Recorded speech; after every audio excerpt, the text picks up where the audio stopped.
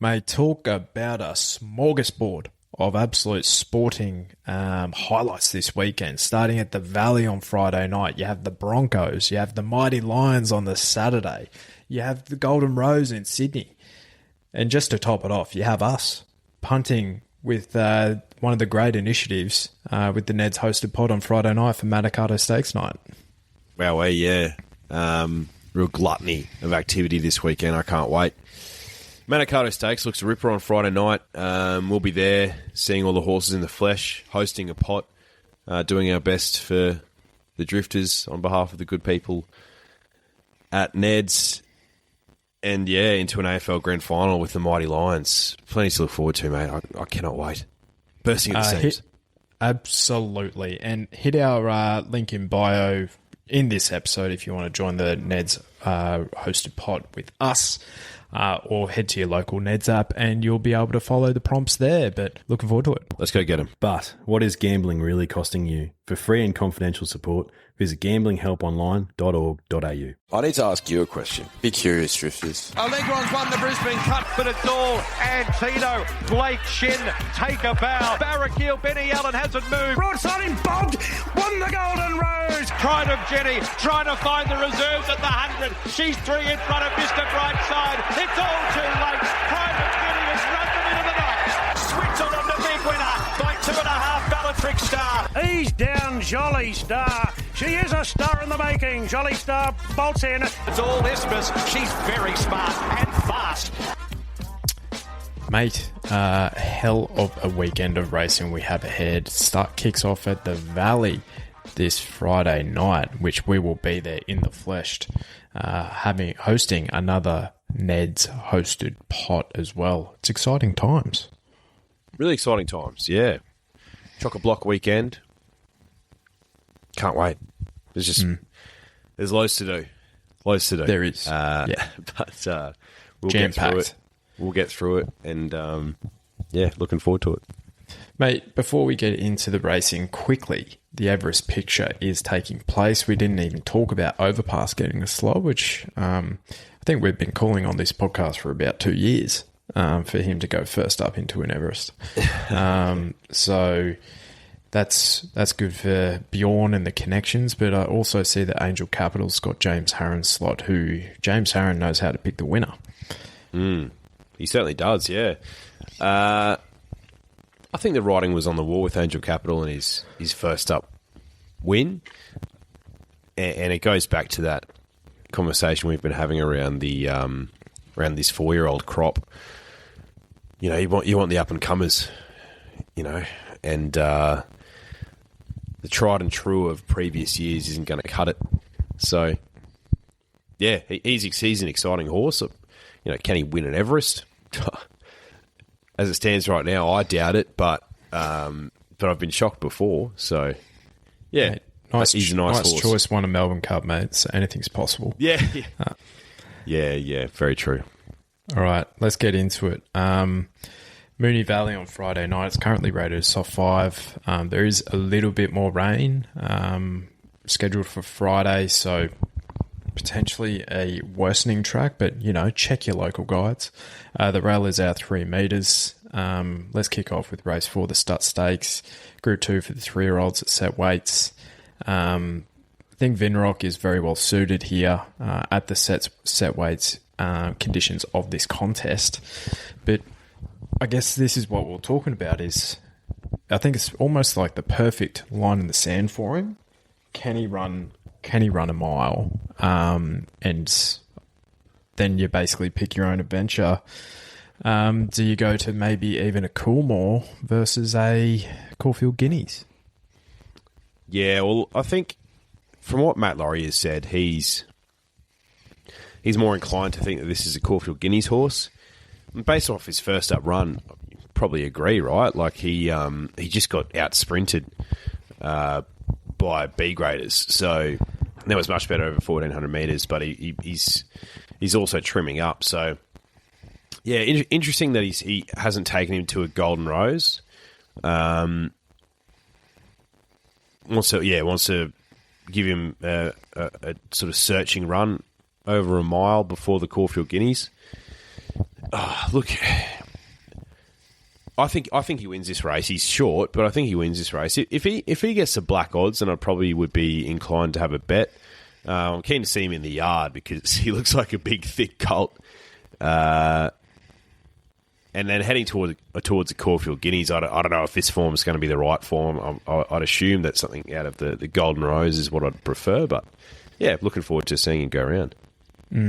If there is one to beat him, I think it will be what I'm assuming is the second favourite with NEDS, and it is West of Swindon. Third up here, looking for the mile by the looks.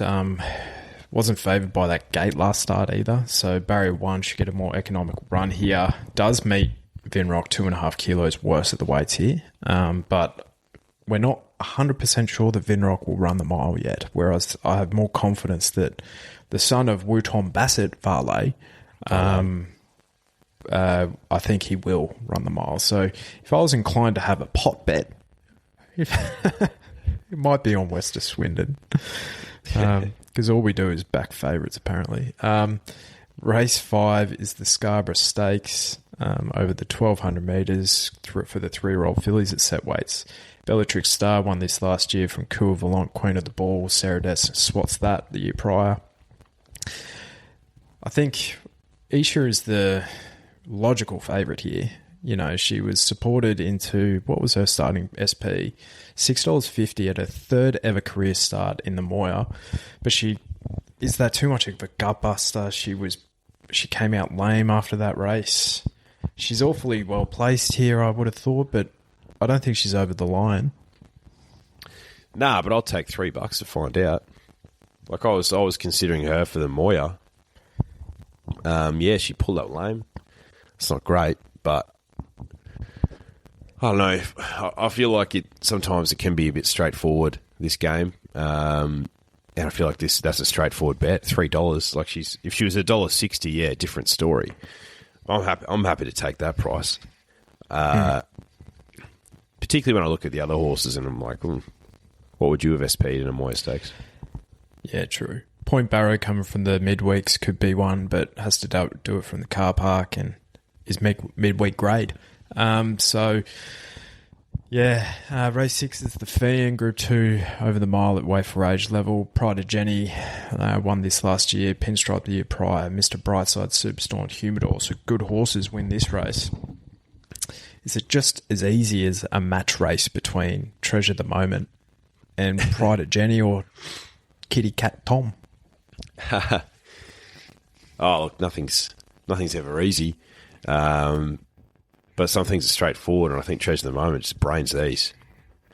Like $1.45, rightly so. Honestly, I think she'll toy with them.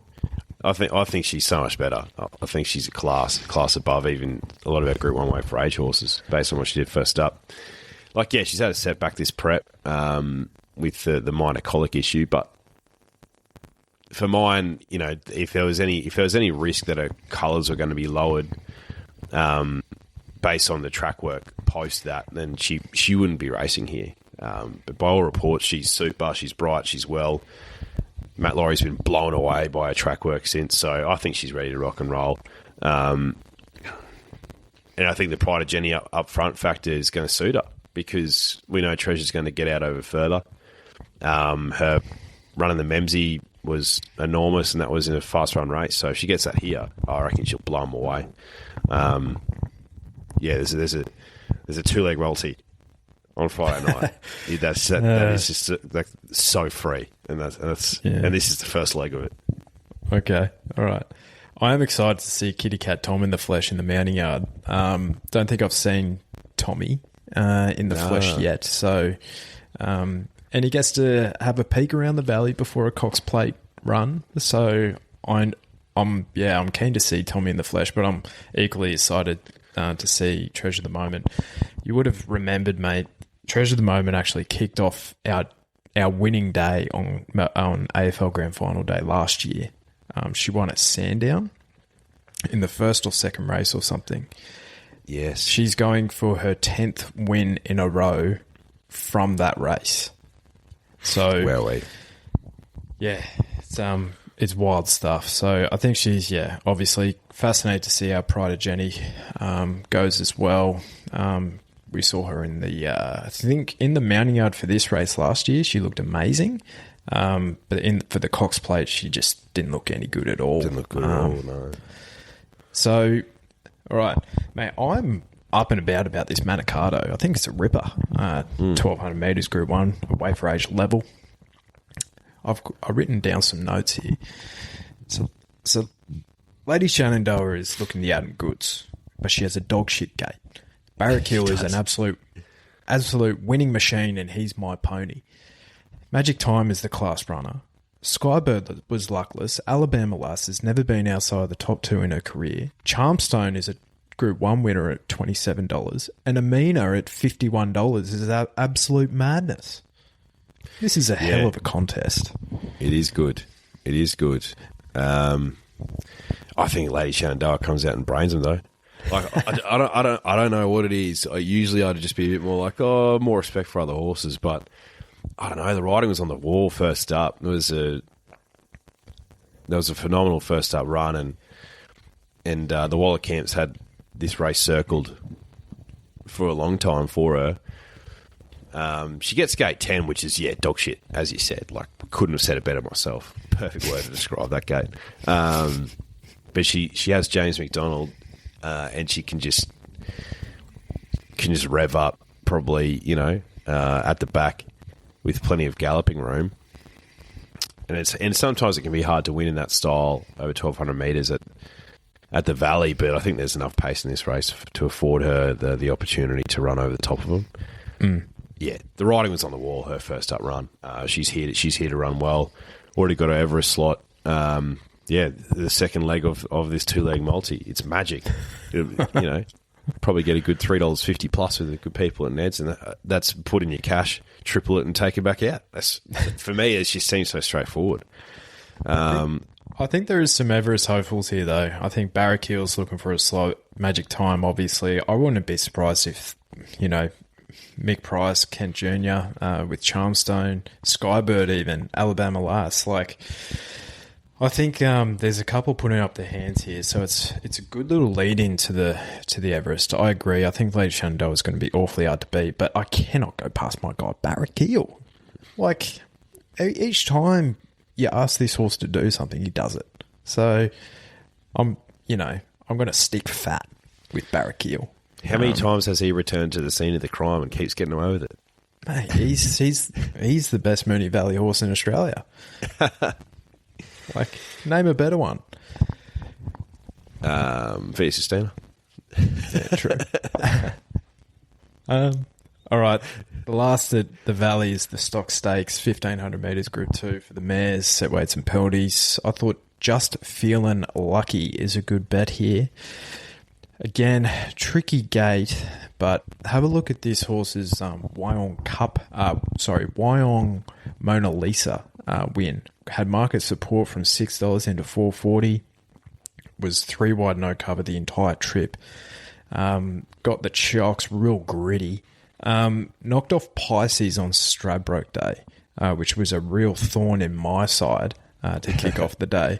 But yeah, if the rain comes, she's run okay on rain-affected ground. I'd probably prefer her on top of the ground, but she's undefeated, third up from one attempt. I think at the each way quote, I think she's a bet. I'm unsure about her bounding because she's been so good in Melbourne so far. But as we said, when she gets into these $4 quotes, maybe it's a Mandela effect where she just doesn't win. Yeah, that was my hesitation with her as well because I saw her accept for this, obviously, and was like, yeah, keen to have a bet. And then saw the price, I was like, gah. Has to go on the quaddie, but bit of hesitation there for me.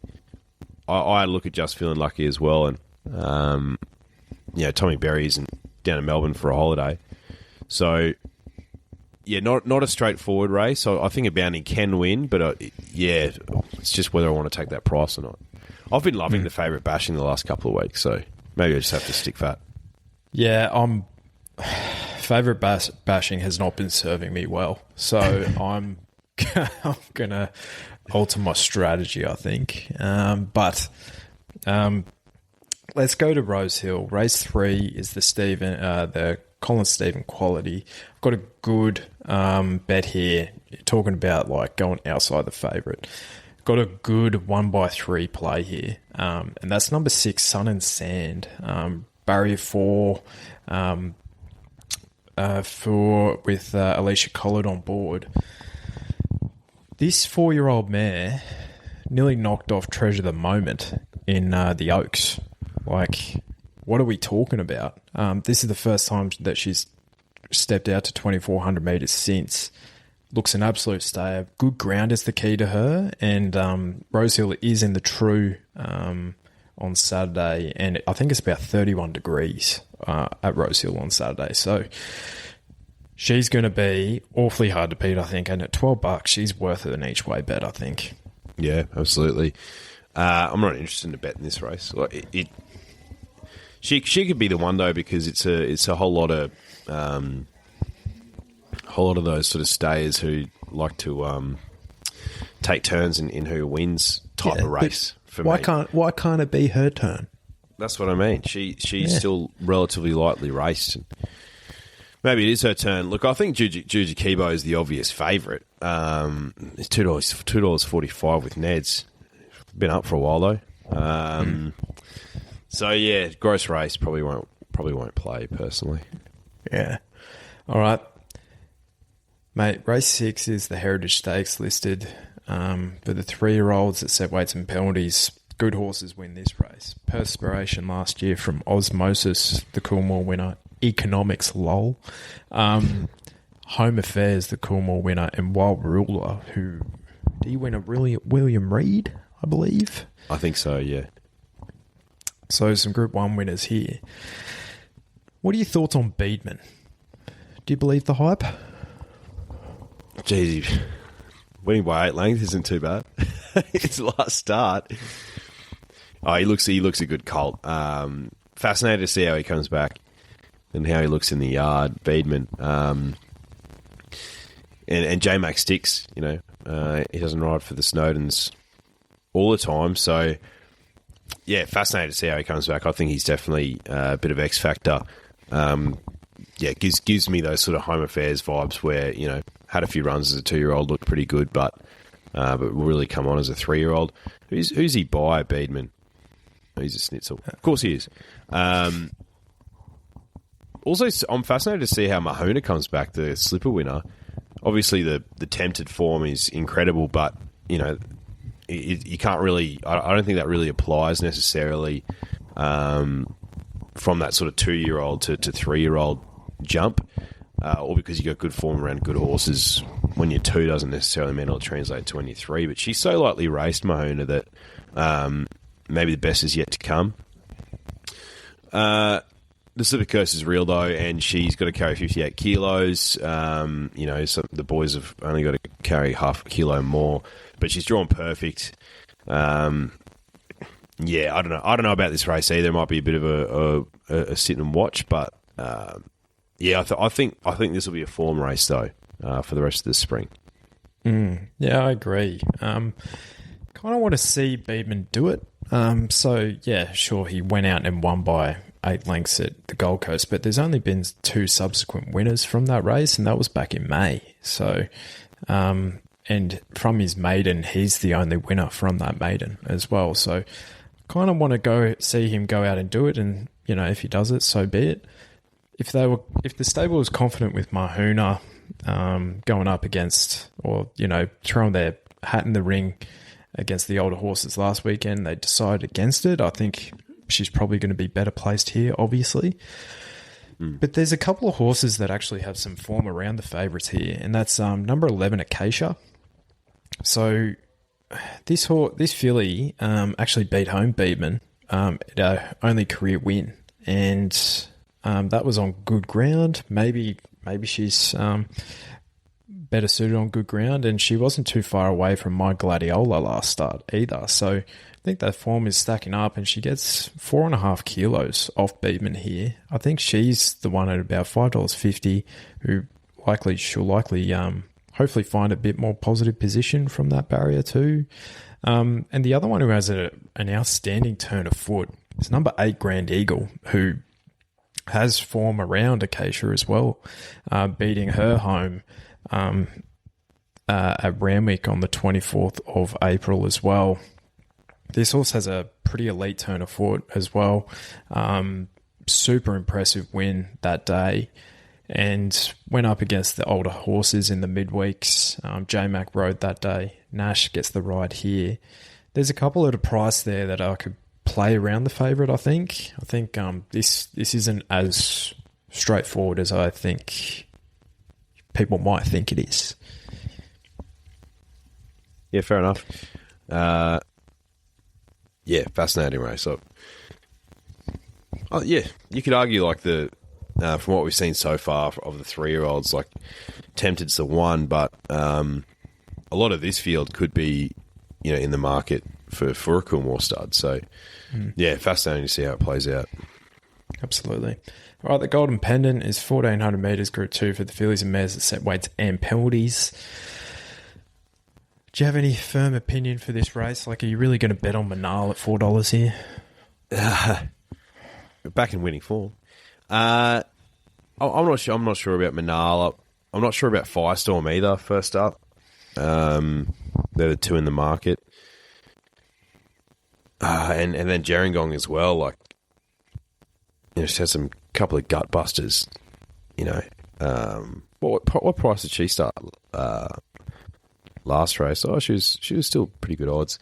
I don't know. I'm sort of inclined to try and find some value in this race. I think number 8 Snow in May was pretty good first up out of that Mona Lisa Stakes race that you were talking about. Just Feeling Lucky's coming out of. And she's $8 at the moment with the good people at NEDS, 54 kilos with the Thropper Zach on. So, yeah, these 4-year-old mares, maybe she's one that could sort of take the next step, second up. So, could have a bet on her. No, she was the one I found too. No-brainer, I think. Smaller field will help her too. Barrier 2 should hopefully not be as far back, and I think the key to her is good ground too. So, second up, she has a good profile. Snow May looks a really easy bet to have here at $8. I agree. This Golden Rose is fascinating. 1,400 metres Group 1 for the 3-year-olds at set weights. I think Tempted's a bet at $2.90. Like, she just better than these? Yeah, she's a bet, particularly when the market's open, and she was not $2.90. From what we saw first up, that's a horse who I think would not look out of place in an Everest. The question for me is, can she show that dynamic turn of foot over 1,400 metres? That's the only question, and I already took $3 plus to find out. So I think she wins. I'm going to have a little tiny spec on nepotism as well. I thought that was too bad to be true first up, and he's like $15. So I'm happy to have a little spec on him, just in case he comes out and bounces back. The only other one that I think can absolutely win is Autumn Boy, but I think he's got a mortgage on the Caulfield Guineas at this stage. So, tempted for me. The only other thing as well is this is a Colts race and she's a filly, and it's just funny how often you just see a filly just get pipped in a Colts race, but. I don't know, but I feel like, I don't know. Do you feel like generally the fillies are better, the 3-year-olds, than the boys, or do you reckon they're all just pretty dross and Tempted's the only good one? Yeah, generally it's like we haven't seen the best colt yet, in Tentris, so it's like it's hard to assess, right? So I think in general, a good colt. I'd rather a good colt over a good filly. Yeah, for sure. But in saying that, like, Tempted gives me a bit of In Secret vibes as well. She does, where she's yeah. bit of brilliance, and she got knocked off in a Golden Rose too.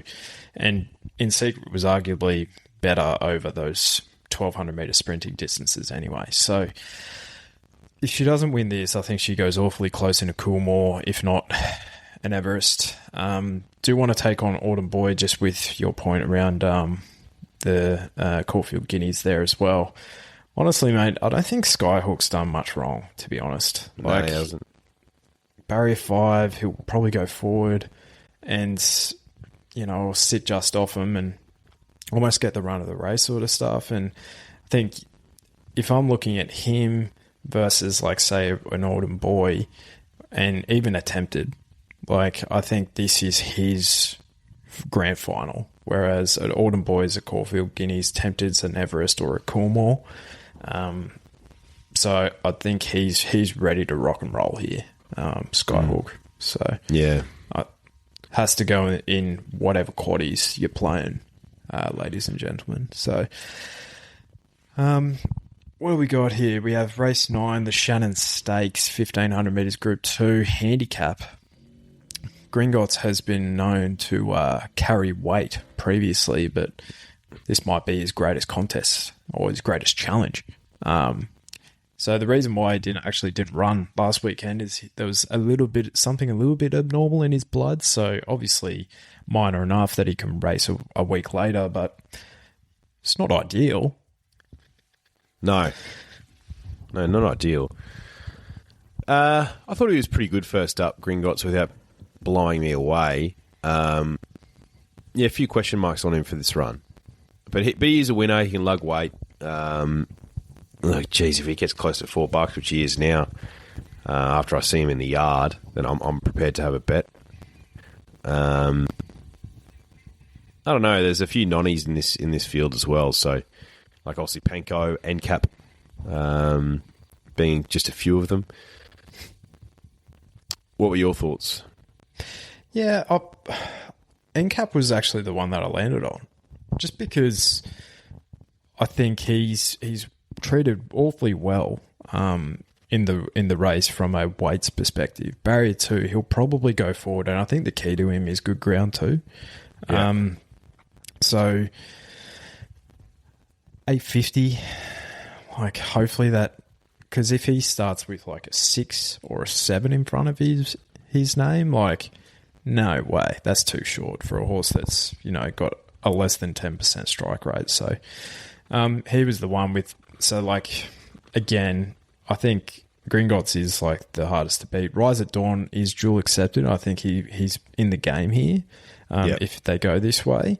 The other one is Shohisha down the bottom for David Payne.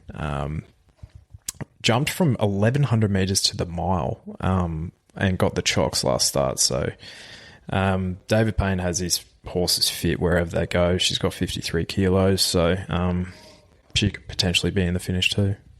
Yep. Well said. All right. We'll have a quick look at the 2 at Sandown as well. So the 1,000 Guineas Prelude is race 6, Group 2 for the fillies at set weights and penalties. I thought Ole Dancer, the big Sandown straight, will be awfully well suited at the $3.50. But tell you what, the filly who beat her home last start in Custom, who I did say was each way chance, who started 20-1. She's 650 here, and she's not without a chance either. I think she's going to improve. No, this is a tricky race, I think. Ole Dancer, deserves to be favourite for sure. But, yeah, you're right, Custom. Salty Pearl as well, out of that race, are good prices. I'm going to have a spec on some Adelaide form. Number 14, Mating Call. Yeah. Coming out of a maiden plate in Balaclava, was right back and then showed this electric turn of foot to run past some horses that were clearly tired at the end of a race. But she's $21, Mating Call. Filly by Brazen Bow. the stable apparently has got a massive opinion of her, and we're always going to bring her to Melbourne, but she needed to win that race first up to sort of justify taking her across. She's a big price there. She's a big price here. I don't know. There's something about this filly. She clearly doesn't know what she's doing, but not many horses show a turn of foot like that, even in a maiden race in Balaclava. So happy to have a small bet because, let's be honest, I could throw 20 darts at this race and there's only 14 horses and still not find the winner. I've officially heard it all. Balaclava maidens. Come on. Hey, 20 to 1, I'll look like a genius, and if it doesn't win, then it was 20 to 1. You can't blame me. Yeah, that's true. And the Sandown Stakes is the last race we'll cover, 1,500 metres Group 3 at handicap level. I think if Rise at Dawn stays here, I think it speaks more about Evaporate's chances in this race. Because that was a puzzling first up run. I think there was a slight issue after the race. So that was in the PB Lawrence in the middle of August. So he's had nearly six weeks off into this run, so they've had to basically reset for him. And he's $4. He's probably the biggest hole in the market at this stage. I think it's a race in two here between Rise at Dawn and Transatlantic. I know this Sav on Ice has Adelaide form. I don't know if you have a good read on the Adelaide form these days, like what his chances are. But, I thought he was a chance at $12 Sav on Ice, but no, I'm happy to stick with Transatlantic. I thought he was brilliant first up. And yeah, comes to this race off that, I think he'll only improve. So I'm happy to stick with him.